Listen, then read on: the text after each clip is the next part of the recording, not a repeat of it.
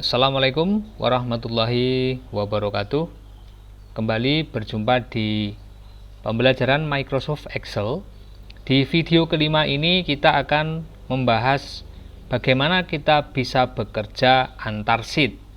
Karena di dalam Excel, dalam satu lembar kerja Excel itu terdapat beberapa sheet atau beberapa lembar. Jadi dalam satu halaman itu nanti dalam satu dokumen Excel itu bisa memuat beberapa sheet, di mana sheet itu bisa kita tambahkan sendiri. Jadi sheet itu ibarat lembaran kertas. Jadi satu buku itu nanti ada berapa lembar begitu.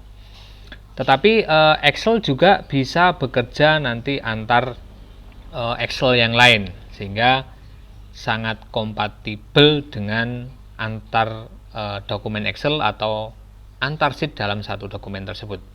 Nah, apa maksud bekerja antar sheet? Jadi kalau di video yang lalu kita bekerja dalam satu sheet, ketika kita mengerjakan suatu pengolahan data dengan menggunakan rumus lookup, VLOOKUP atau HLOOKUP, kemudian di sana ada tabel utama, kemudian ada tabel referensi, yang tabel utama itu diisi melalui tabel referensi, di mana tabel referensi itu masih dalam satu sheet.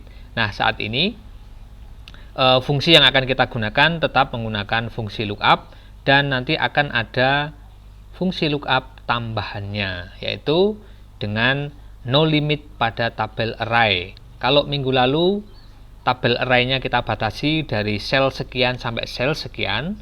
Nah, saat ini untuk memadukan pemanfaatan Excel bekerja antar sheet, kita gunakan lookup pada no limit tabel array.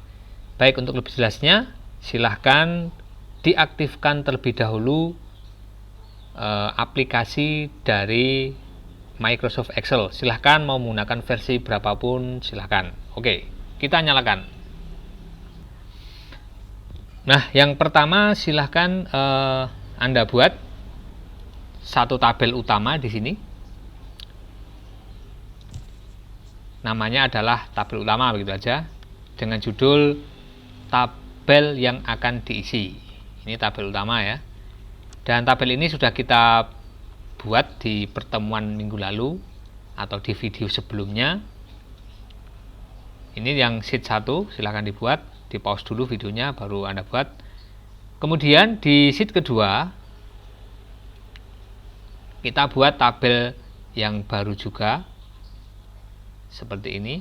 Jadi tabelnya masih sama dengan video yang lalu. Oke, seperti ini ya. Baik, sekarang kita akan bekerja dengan fungsi lookup. Jadi seperti halnya yang telah kita sampaikan, kita akan mencari kata kunci A ini yang terdapat pada sel A3. Jadi dia berada di sel A3 ini. Nah, sel A3 ini akan kita cari di tabel array yang berada pada sheet 2 di sini. Jadi tabel array-nya nanti dimulai dari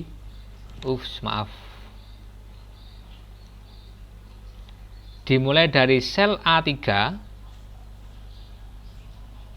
Jadi tabel array-nya nanti dimulai dari A3 sampai dengan C6. Oke, ini tabel array-nya.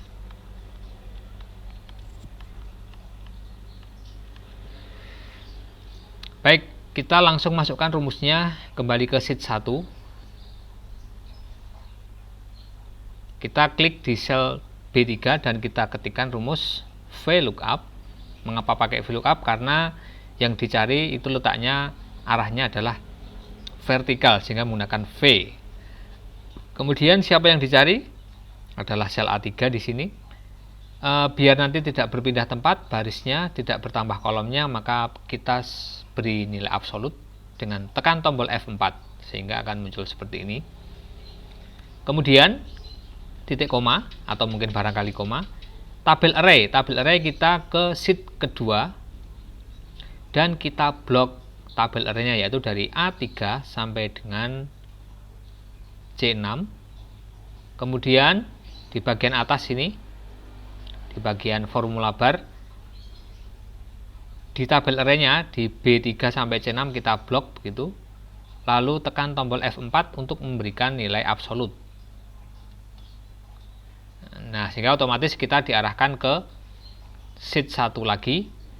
Dan selanjutnya adalah yang dimunculkan kolom index number-nya adalah di kolom kedua, karena tadi kolom pertama adalah kolom nomor, kolom kedua adalah kata kunci, dan kolom ketiga adalah keterangan. Tetapi tabel array yang kita pilih tadi adalah mulainya dari kolom B, sehingga kolom B kata kunci menempati kolom pertama dan keterangan itu menempati kolom kedua, sehingga yang kita tulis di sini adalah kolom kedua. Kemudian selanjutnya kita pilih exact match, pilih false dan enter, sehingga akan muncul tulisan apel.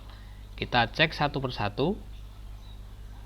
B, oke, kemudian C, kemudian D. Oke. Sudah berhasil. Jadi kesimpulan dari bekerja antar sheet itu adalah ciri khasnya ada keterangan sheet mana yang diambil dan disertai dengan tanda seru di sini. Nah, ini bagaimana cara bekerja antar sheet. Oke, contoh yang lain, misalnya di sel D4 ini, saya mau bahwa sel D4 ini akan mempunyai nilai nomor urutnya di sini ya. Jadi ini nanti yang saya masukkan yang ini. Oke, sehingga tinggal diklik di sel D4 sheet 1 ini sama dengan, dan saya akan langsung loncat ke sheet 2 dan saya klik sel A3, kemudian saya enter, dan akan saya copy rumusnya ke bawah. Maka seperti ini. Nah, seandainya di sel D4 ini rumusnya saya tambah dengan absolut F4, maka apa yang terjadi ketika di copy? Tentu saja yang muncul hanya angka 1 karena nilainya absolut dan rumusnya tidak berubah. Ini tidak berubah, A3, di bawahnya juga tidak berubah A3. Nah, ini bagaimana cara kita bekerja antar sheet. Jadi ciri khasnya ada sheet yang dituju kemudian disertai dengan tanda seru. Nah, ini contoh yang pertama. Kemudian selanjutnya silahkan di sheet 2 kita tambahkan isian baru, misalnya J, K, L, M. Oke. Masing-masing nilainya J misalnya jeruk, kemudian K kersen, kersen itu buah talok, kemudian L itu lemon, dan M melon, ya, kebalikannya ya. Oke, ini lemon. Saya ganti hurufnya biar besar dan kita kasih angka urut biar ketahuan ya. Oke, lupa memberikan kontrol. Oke, kemudian saya kasih border di sini. Baik. Nah, sekarang kita sudah punya tabel referensi baru sampai dengan nomor 8 atau baris ke-10 di sini. Akan kita coba di sini mengetikkan huruf J. Apa yang terjadi? Maka NA not tidak terdefinisi ya. Kemudian K tidak terdefinisi, L tidak terdefinisi, dan M juga tidak terdefinisi. Mengapa demikian? Oke, karena tentu saja di sini rumusnya kan tetap nih. Jadi tabel array-nya itu hanya dari B3 sampai dengan C6. Nah, jadi yang di kotak itu hanya ini, dari B3 sampai dengan C6. Makanya JKLM tidak terdeteksi. Nah, untuk mendeteksinya maka kita harus mengubah rumusnya, yaitu dari B3, atau ini kita hapus ya. Sekalian belajar lagi. Ini saya hapus. Ini biarkan kursor di sini. lalu saya loncat ke sheet 2 dan saya blok lagi tabel array-nya sampai melon di sini. Kemudian saya blok di formula bar di atas ini B3 sampai C10 untuk memberikan nilai absolut. Oke. Sudah ada absolut, ini sudah tabel kolom kedua false. Kemudian saya enter. Nah, sehingga melon akan muncul, tentu saja yang jeruk juga muncul ya. Oke. Baik, ini penjelasan bagaimana bekerja antar sheet. Nah, sekarang pertanyaannya adalah bagaimana kalau tabel referensi yang ada di sheet 2 ini misalnya saya tambahkan hingga ratusan data, atau mungkin ribuan, atau mungkin jutaan.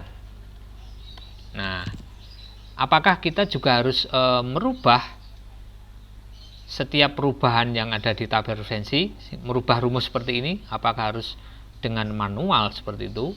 Tentu saja tidak, karena kalau kita harus merubah rumus setiap saat, maka ini akan menjadi repot ya. Sehingga kita punya trik, kita harus ada trik supaya tabel referensi yang digunakan ini tidak terbatas pada baris tertentu. Nah, di sini kan menunjukkan baris B3, baris sel B3 berarti baris ketiga, kolom B. C10 artinya ya kolom C baris 10. Nah, ini berarti terbatas, maksimal hanya di baris 10. Nah, supaya tidak terbatas hanya di baris tertentu, sehingga rumus di VLOOKUP ini harus kita ganti. Caranya cukup mudah. Kita kembali ke sheet 1, kita double klik dan kita ganti tabel array-nya ini. Ini saya blok dan saya delete atau backspace. Biarkan kursor di situ. Lalu kita ke tabel referensi lagi. Nah, yang kita pilih adalah kolomnya di sini. Jadi kolom B sampai dengan kolom C. Kita klik B-nya, lalu sampai C. Nah, apa yang terjadi di sini? Yang terjadi adalah yang terseleksi itu dari kolom A. Nah, ini berarti ada sesuatu yang harus dibetulkan. Baik, untuk memilih kolom supaya pas. Jadi di sini ada satu judul tabel yang harus saya benahi. Nah, kalau kita mau memilih kolom, maka tidak boleh ada judul tabel yang di format merge seperti ini. Ini kan merge ya. Jadi 3 kolom A, B, C dijadikan satu seperti ini, sehingga tidak akan berhasil. Sehingga tabel referensi ini akan saya unmerge, saya select ya. Select, lalu saya pilih unmerge cell. Nah, sehingga akan seperti ini. Ini saya rata kiri seperti ini. Kita akan ulang lagi di sheet 1.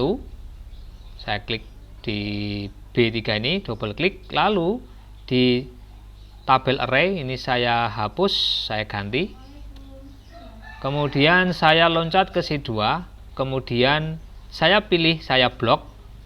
Saya klik huruf B-nya di sini, kolom B sampai dengan kolom C. Nah, sehingga di sini yang kolom A tidak ikut terseleksi karena memang judul tabelnya sudah di unmerge. Nah, tanda bintik-bintik ini akan sampai dengan paling bawah, sampai dengan 1.004 sekian ya. 1.400 sekian lah. Bukan 1.040 berapa begitu. Karena baris Excel itu sampai 1 jutaan.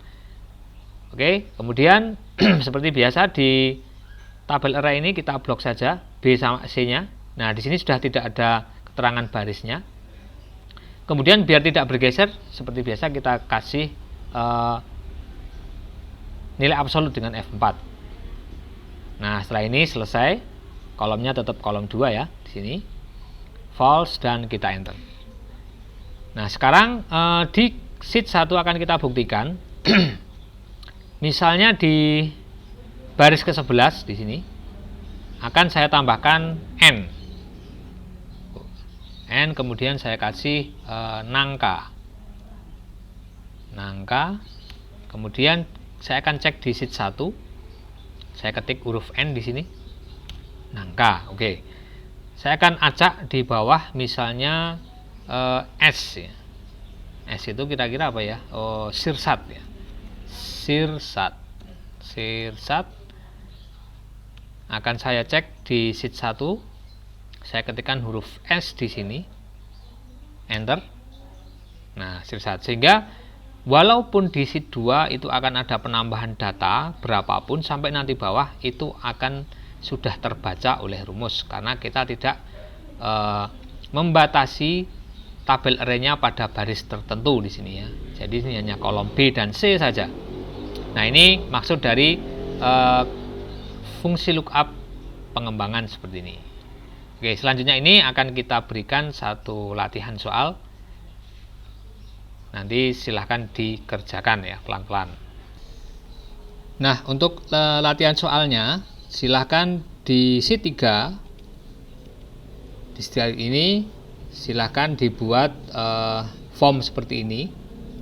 Jadi ini saya mulai dari baris pertama, kemudian mulai dari kolom B ya. Saya ulang, saya mulai dari baris pertama dan dari kolom B. Nah, di sini ada beberapa tabel. Di baris ketiga itu untuk memasukkan NIM. Lalu di bagian di baris kelima nanti nama yang akan dimunculkan, kemudian ada jurusannya dan tahun masuknya. Nah, dan di sheet 4 itu nanti data siswa seperti ini. Oke, saya turunkan pelan-pelan untuk bisa dibuat. Oke, Anda jeda dulu, di pause, dibuat.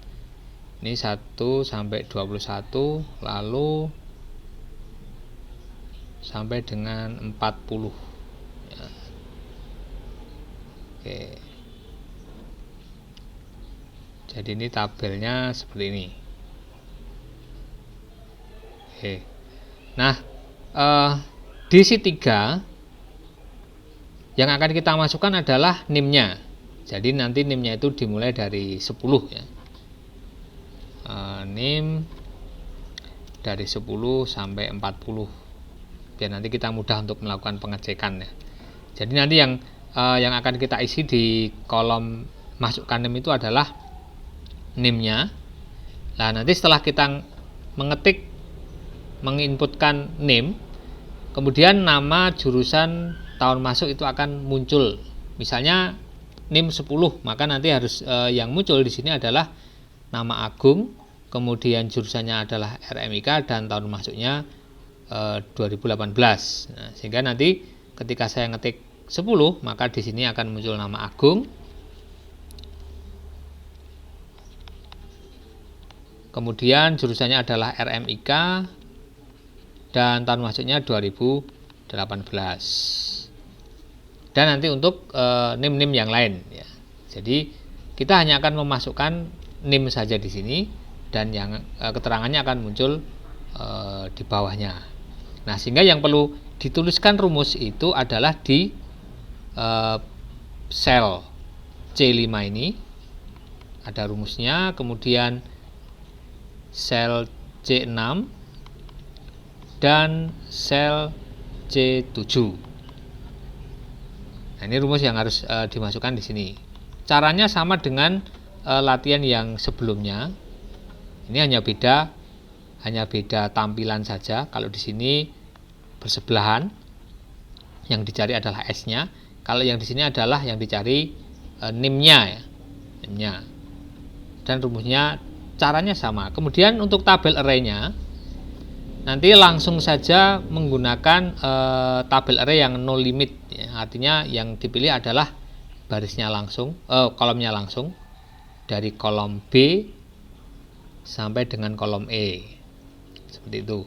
Nah, untuk nama itu berarti kalau kita menseleksinya dari kolom B sampai dengan kolom E, maka untuk nama itu nanti menempati di kolom 2 dan jurusan itu di kolom 3 dan tahun masuk di kolom 4. Oke, jadi caranya sama dengan latihan VLOOKUP ataupun HLOOKUP di video sebelumnya.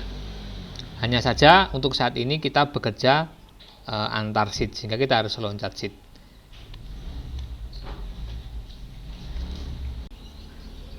Nah, sebagai contoh akan saya contohkan satu isian saja di sini untuk nama. Nanti yang jurusan dan tahun masuknya Anda isi sendiri. Ini saya hapus dulu biar tidak mengganggu ya. Baik, di kolom nama rumusnya adalah sama dengan VLOOKUP, karena memang name-nya itu bentuknya vertikal sehingga menggunakan VLOOKUP. Siapa yang dicari adalah name di sini, berarti sel C3. Dan seperti biasa biar tidak salah, tidak bergeser, kita kasih nilai absolut. Kemudian tabel array. Tabel array ada di sheet 4.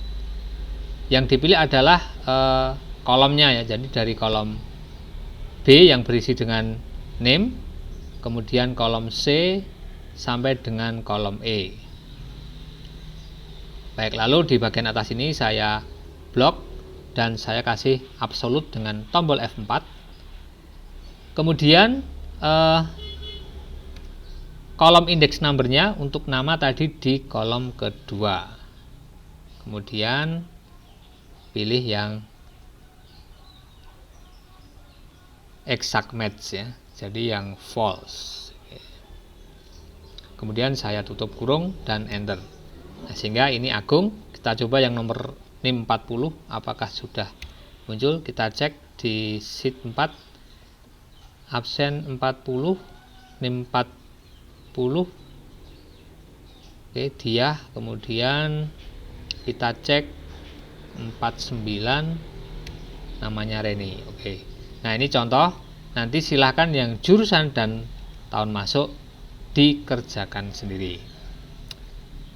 Baik, sebagai tambahan, kalau di video sebelumnya mungkin menemui beberapa sesuatu tanda ya yang sedikit aneh di sini. Nah, di sini 16 itu ada tanda hijaunya. Oke, akan kita cek di sheet 3. Nomor NIM 16 itu tidak muncul. Mengapa demikian? Karena 16 yang di sini itu sebagai numbering, nomor, sedangkan yang di sheet 4 itu bukan nomor, ini adalah teks. Nah, ketika kita pilih, kita select, maka akan muncul tanda seru seperti ini. Kita arahkan mouse-nya ke tanda seru ini, tanda pentung ini, dan akan muncul panah kecil. Kita klik saja panahnya dan kita pilih convert to number. Karena 16 yang di sini adalah teks, maka kita harus mengkonversinya ke number.